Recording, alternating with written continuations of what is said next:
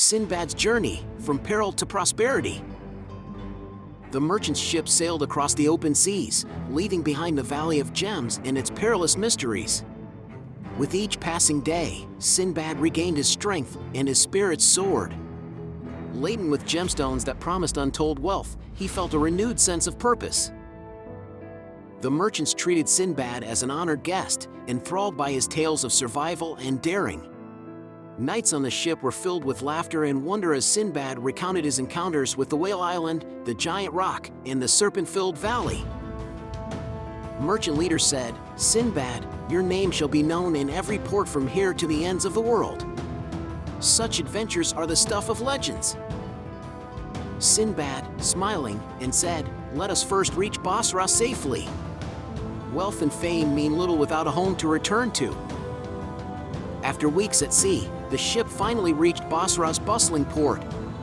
The sight of its familiar skyline filled Sinbad's heart with gratitude. The docks were alive with the hum of traders, the clatter of carts, and the cries of seagulls circling overhead. As the ship docked, Sinbad stepped ashore with the merchants, who accompanied him to the marketplace. His tattered clothes and rugged appearance attracted curious glances, but his radiant smile and the sack of gemstones he carried spoke of a man who had faced the edge of the world and returned victorious. Word of Sinbad's adventures spread quickly. Merchants and townsfolk gathered to hear his tale, marveling at the dangers he had overcome and the treasures he had brought back. An elder merchant said, "Sinbad, you have done what few could even dream of. Your courage and ingenuity are an inspiration to us all." Sinbad humbly thanked them, trading a portion of his gemstones to secure a comfortable home and rebuild his life. Sitting in the courtyard of his new home, Sinbad reflected on his extraordinary journey. The gemstones he had brought from the Valley of Gems had secured him wealth beyond his wildest dreams, but he was determined to use it wisely.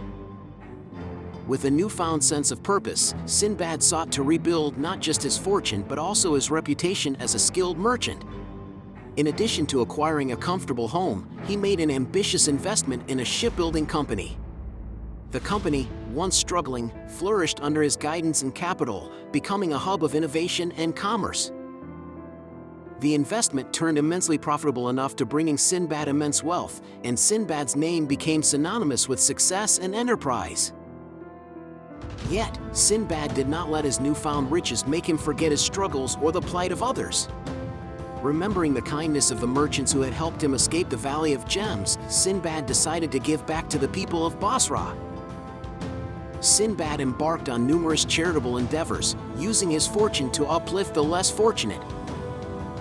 Firstly, helping the poor, Sinbad established a foundation to provide food, clothing, and shelter to the poor and homeless. He ensured that no one in Basra would go hungry or be left without a roof over their head.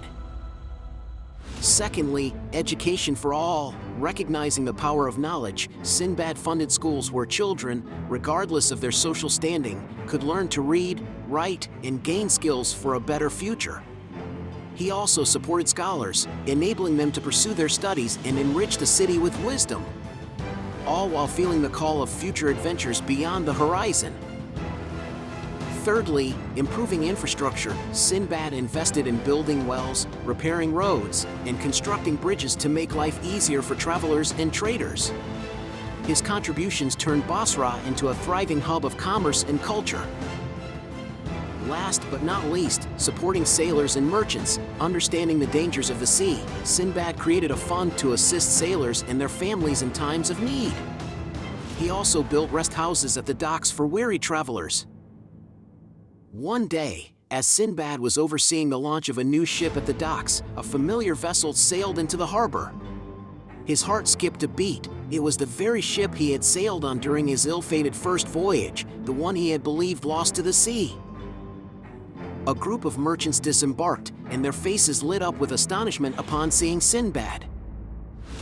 Merchant leader said, "Sinbad, by God, we thought you were lost forever. How is it that you stand before us?"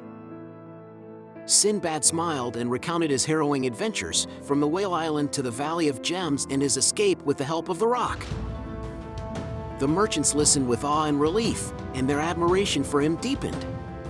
They then presented him with an unexpected gift, the profits from the goods he had originally invested in aboard their ship. Merchant leader said, "We sold your cargo in distant lands, and it fetched a handsome price. Though we feared you were gone, we kept your share, hoping one day to honor your name. Now that we see you alive, it is only right that you receive what is yours." Sinbad accepted the profits with gratitude, his fortune now even greater. With his wealth secured, his business thriving, and his reputation restored, Sinbad continued his acts of generosity. He dedicated himself to making Basra a prosperous and harmonious city. Yet, even amid this life of comfort and service, the call of the sea still stirred in his heart.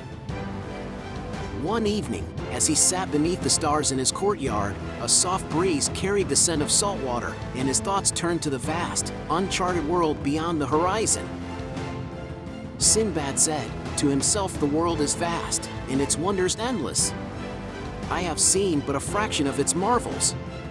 The sea has more secrets to reveal, and I will not rest until I uncover them all." Sinbad's first voyage has ended, but the adventures that lie ahead will challenge his courage, test his wisdom, and take him to the very edge of the world. Subscribe for the next thrilling chapter of Sinbad's legendary journey. Until next time, adventurers, may your sails be strong and your hearts be brave. See you on the next voyage.